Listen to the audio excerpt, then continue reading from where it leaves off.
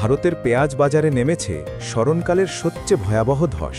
দায়িত্বশীল সূত্রসহ the economic Times জানাচ্ছে, দীর্ঘদিন ধরে বাংলাদেশের মতো বড় ক্রেতাদের উপর নির্ভর ছিল ভারতের পেঁয়াজ রপ্তানি, কিন্তু বারবার রপ্তানি নিষেধাজ্ঞা আরোপ করায় সেই বাজার এখন হাতছাড়া হয়ে যাচ্ছে।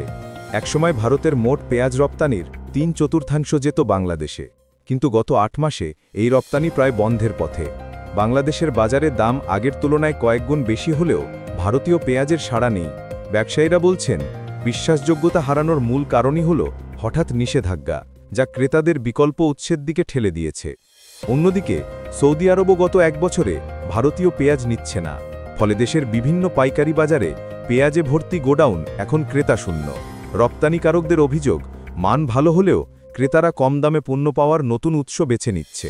ইয়েমেন ও ইরান থেকে কম দামে কেনা শুরু করেছে সৌদি আরব, আবার ফিলিপাইন সহ আরও কয়েকটি দেশ ভারতকে বাদ দিয়ে নতুন সরবরাহকারীর দিকে ঝুঁকছে। ভারতের কৃষকদের অভিযোগ, বাজার হারানোর বড় কারণ ভারতীয় বীজের ছড়িয়ে পড়া। অনেক দেশ এখন নিজেরাই পেঁয়াজ উৎপাদনে সক্ষম হয়ে উঠেছে, ফলে ভারতের ওপর নির্ভরতা কমছে দ্রুতই।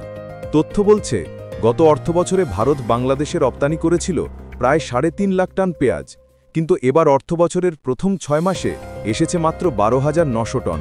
স্পষ্ট, বাংলাদেশের অনাগ্রহ ও বিশ্ববাজারে নতুন প্রতিদ্বন্দ্বীদের উত্থানে সবচেয়ে বড় ক্ষতিগ্রস্ত হচ্ছেন ভারতের কৃষক ও রপ্তানিকারকরা।